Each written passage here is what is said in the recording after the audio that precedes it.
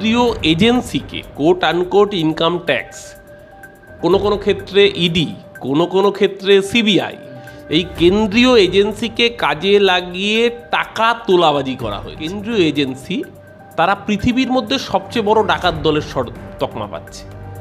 সারা পৃথিবীর সবচেয়ে বড় ডাকাত দল হচ্ছে তার মানে কেন্দ্রীয় এজেন্সি, যাদের সর্দারের নাম হচ্ছে নির্মলা সীতারামন, যাদের সর্দারের নাম হচ্ছে জেপি নাড্ডা, আর তাদের মাথার উপর নিয়ন্ত্রকের নাম হচ্ছে নরেন্দ্র মোদী। মানুষের প্রাণের বিনিময়ে এরা তোলাবাজি করেছে। সারা ভারতবর্ষের সবচেয়ে বড় অর্গানাইজ প্রাতিষ্ঠানিক লুট, সেই লুটটা হচ্ছে এই ইলেকটোরাল বন্ডের কেলেঙ্কারি, এই চান্দা দো ধান্দা লো।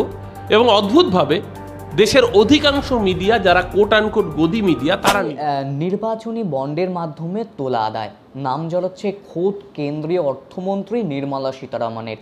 বেঙ্গালুরুর এক আদালতের নির্দেশ দিয়েছেন যে তার বিরুদ্ধে এফআইআর করার। দেখুন, কেন্দ্রীয় অর্থমন্ত্রী নির্মলা সীতারামনের বিরুদ্ধে এফআইআর হয়েছে, সেটা বড় খবর নয়। তার সাথে চাই হিসেবে বিজেপির সভাপতি জেপি নাড্ডার কথাও বলা হয়েছে, সেটাও বড় কথা নয়। আসল কথাটা হচ্ছে এফআইআরটা কেন হচ্ছে। এফআইআর হচ্ছে কারণ কেন্দ্রীয় এজেন্সিকে কোট আনকোট ইনকাম ট্যাক্স, কোনো কোনো ক্ষেত্রে ইডি, কোনো কোনো ক্ষেত্রে সিবিআই, এই কেন্দ্রীয় এজেন্সিকে কাজে লাগিয়ে টাকা তোলাবাজি করা হয়েছে। আজকে এই অভিযোগটা যখন সত্যি হচ্ছে, অর্থাৎ কেন্দ্রীয় এজেন্সি তারা পৃথিবীর মধ্যে সবচেয়ে বড় ডাকাত দলের তকমা পাচ্ছে। সারা পৃথিবীর সবচেয়ে বড় ডাকাত দল হচ্ছে তার মানে কেন্দ্রীয় এজেন্সি, যাদের সর্দারের নাম হচ্ছে নির্মলা সীতারামন, যাদের সর্দারের নাম হচ্ছে জেপি নাড্ডা, আর তাদের মাথার ওপর নিয়ন্ত্রকের নাম হচ্ছে নরেন্দ্র মোদী।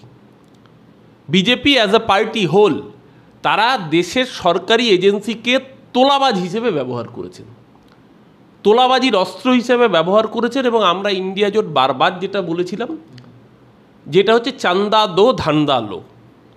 বিজেপিকে চান্দা দিতে হয়েছে, মেঘা ইঞ্জিনিয়ারিং বিজেপিকে চাঁদা দিয়েছে, একটার পর একটা সংস্থা চাঁদা দিয়েছে। কেউ পুনের টানেলের বরাত পেয়েছে 14,000 কোটি টাকার, 400 কোটি টাকা বিজেপিকে পার্টি ফান্ডে দিয়েছে। কেউ উত্তরপ্রদেশের ব্রিজ বানানোর বরাত পেয়েছে 12,000 কোটি টাকার, সব মিলিয়ে রোড অ্যান্ড ব্রিজ, দেখা যাচ্ছে 300 কোটি টাকা চাঁদা দিয়েছে। কেউ গুজরাটের বাঁধ নির্মাণের সেচ দপ্তরের বরাত পেয়েছে, তাকে কয়েকশো কোটি টাকা চাঁদা দিতে হয়েছে। এমনকি এই যে আপনি ইন্টারভিউ নিচ্ছেন, করোনার সময় আপনিও ভ্যাকসিন নিয়েছিলেন, কোভিড ভ্যাকসিন। সেই কোভিড ভ্যাকসিনের যে প্রস্তুতকারী সংস্থা সিরাম বায়োটেক, তারা পর্যন্ত এই বিজেপির পার্টি ফান্ডে কোটি কোটি টাকা ডোনেশন দিয়েছে। এবং আজকে দেখা যাচ্ছে কোভিডের ভ্যাকসিনের পার্শ্ব প্রতিক্রিয়া, মানুষের মৃত্যু পর্যন্ত হচ্ছে। অর্থাৎ দেশের মানুষের প্রাণের বিনিময়ে এরা তোলাবাজি করেছে। সারা ভারতবর্ষের সবচেয়ে বড় অর্গানাইজ প্রাতিষ্ঠানিক লুট, সেই লুটটা হচ্ছে এই ইলেকটোরাল বন্ডের কেলেঙ্কারি, এই চান্দা দো ধান্দা লো। এবং অদ্ভুতভাবে দেশের অধিকাংশ মিডিয়া, যারা কোট আনকোট গদি মিডিয়া, তারা নীরব। এই আপনাদের মতো কিছু ইউটিউব পোর্টাল, তারা সাহস করে এই কথাগুলো তোলার সৎসাহস দেখাচ্ছেন। কিন্তু আসল ধন্যবাদ এর মধ্যে প্রাপ্য যে মানুষটির, তার নাম প্রশান্ত ভূষণ, আইনজীবী। প্রশান্ত ভূষণ মামলা করেছিলেন, সেই মামলায় সুপ্রিম কোর্ট রায় দিয়েছিল যে ইলেকটোরাল বন্ডের তথ্য সামনে আনতে হবে। তারপরেও এসবিআই তথ্য জানাতে অপারগতা জানিয়েছিল। লোকসভা নির্বাচনের আগে তারা জানাতে চায়নি যে কোন ব্যবসায়ী বিজেপিকে পার্টি ফান্ডে কত টাকা দিয়েছে। সুপ্রিম কোর্টের কাছে ঝাড় খেয়ে সুরসুর করে বাধ্য হয়েছিল এবং দেশের মানুষ অবাক হয়ে দেখেছিল যে কিভাবে শয়ে শয়ে হাজার হাজার কোটি টাকা কার্যত অর্গানাইজ লুট করেছে ভারতীয় জনতা পার্টি তাদের পার্টি ফান্ডকে স্ফীত করার জন্য। এই অর্গানাইজ লুটের বিরুদ্ধে আজকে সারা ভারতবর্ষের মানুষ যখন রুখে দাঁড়িয়েছেন, আপকি বার 400 পার স্লোগান দেওয়া বিজেপি 240-এ এসে আটকেছে। যদি গদি মিডিয়া এই নির্লজ্জ তোষণটা না করত, যদি সৎসাহস নিয়ে চতুর্থ স্তম্ভের যে প্রকৃত কাজ সেটা করতে পারত, তাহলে এই বিজেপি 100 পেরোতো না এই লোকসভার নির্বাচনে। সিবিআই ইডির কথা বললেন, সেদিক থেকে বলতে হচ্ছে যে অনুব্রত মণ্ডল কোথাও গিয়ে কি সিবিআই ইডির যে তাকে হেফাজতে নিয়েছিল বা এতদিন তিনি জেলে ছিলেন, রাজনৈতিক প্রতিহিংসার জন্যই কি তার জেল যাত্রা হয়েছিল? আমাদের বলতে হচ্ছে না, এই তো সুপ্রিম কোর্ট ভর্ৎসনা করেছে। প্রথমবার সিবিআইকে ভর্ৎসনা করে জামিন দিল, তারপর ইডিকে ভর্ৎসনা করে সেকেন্ড মামলাটায় জামিন দিল। কেন?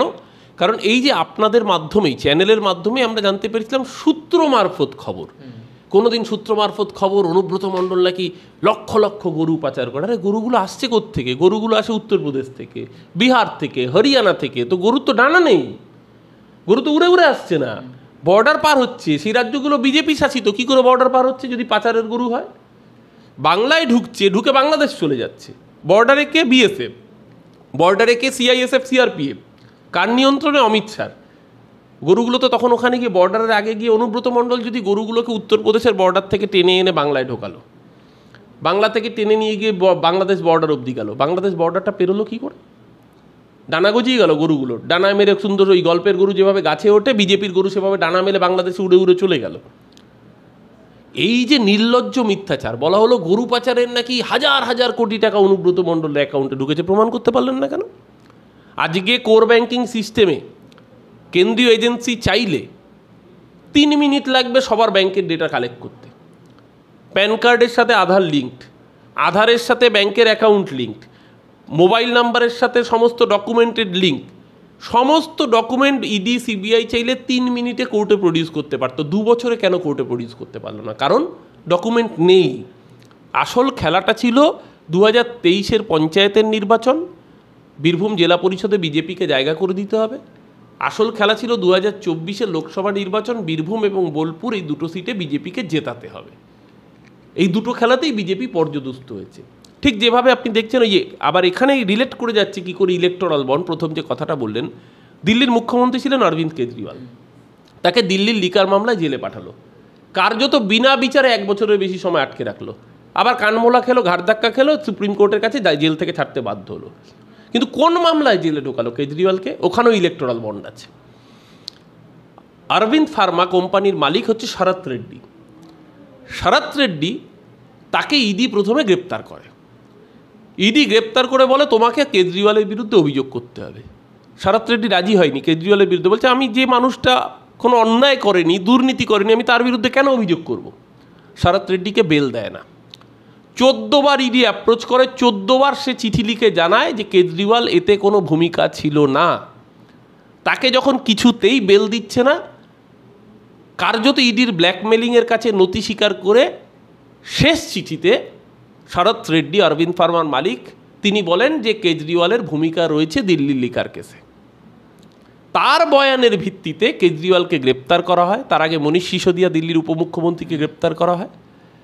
এবং ইন্টারেস্টিংলি, জেল থেকে ছাড়া পাওয়ার পরেই এই শরৎ রেড্ডি তার অরবিন্দ ফার্মা কোম্পানি বিজেপির পার্টি ফান্ডে ইলেকটোরাল বন্ডের মাধ্যমে কোটি কোটি টাকা ডোনেট করে।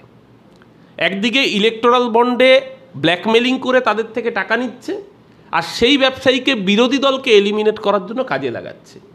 সবচেয়ে বড় প্রাতিষ্ঠানিক গুন্ডামি না, ডাকাত।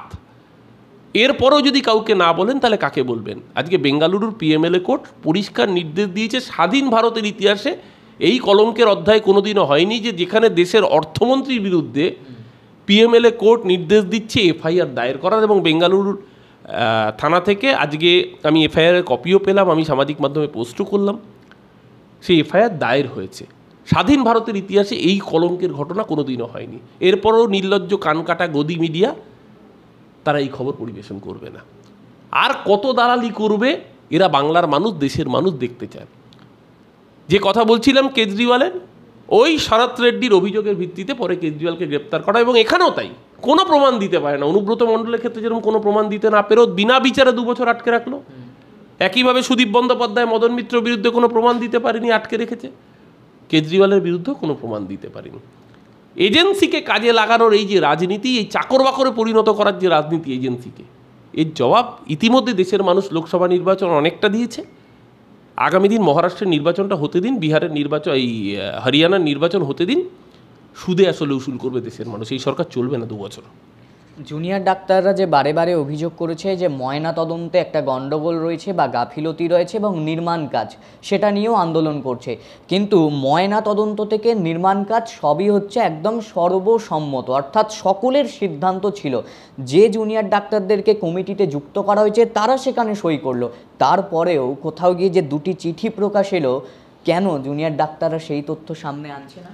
শুধু তাই নয়, যে জুনিয়র ডাক্তারদের পক্ষ থেকে তাদের মনোনীত প্রতিনিধিরা Titas Pal, doctor Titas Pal, doctor Riya Bera, doctor Rama Bera, Riya বেরাকে অ্যাসিস্ট্যান্ট ট্রেজারার পদে রাখা হলো আরজি করের নতুন কমিটির, এই আন্দোলনকারী ডাক্তাররা রাখলেন। এক্সিকিউটিভ মেম্বার হিসেবে রমা বেরাকে রাখলেন, আর জুনিয়র রিপ্রেজেন্টেটিভ হিসেবে ডক্টর তিতাস পালকে রাখলেন। কেন?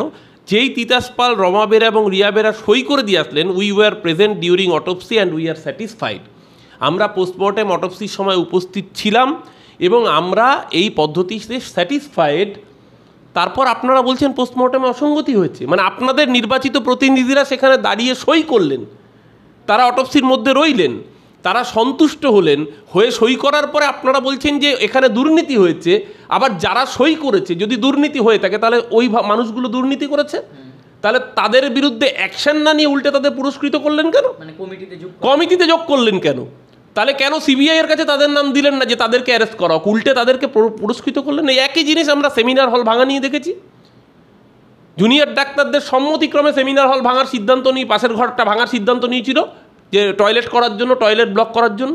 কেন? এই একটার পর একটা মিথ্যাচার, ওই 150 গ্রাম সিমেন্টের তত্ত্ব, পেলভিক বোন ভাঙার তত্ত্ব, টাইটেলের মিল থাকায় একজন ডাক্তারকে তৃণমূলের এক প্রাক্তন মন্ত্রীর ছেলে বলে পরিচয় সোশ্যাল মিডিয়ায় ভাইরাল করে দিয়ে মহাপাত্র টাইটেল একটি ছেলে, তারপর দেখা গেল বাঁকুড়ার এক গরিব প্রান্তিক মানুষ, তার সন্তান কষ্ট করে ডাক্তারি পড়ছে, তার ছবি সোশ্যাল মিডিয়ায় ভাইরাল করে দেওয়া হলো, মানে মব লিঞ্চিংয়ের জন্য।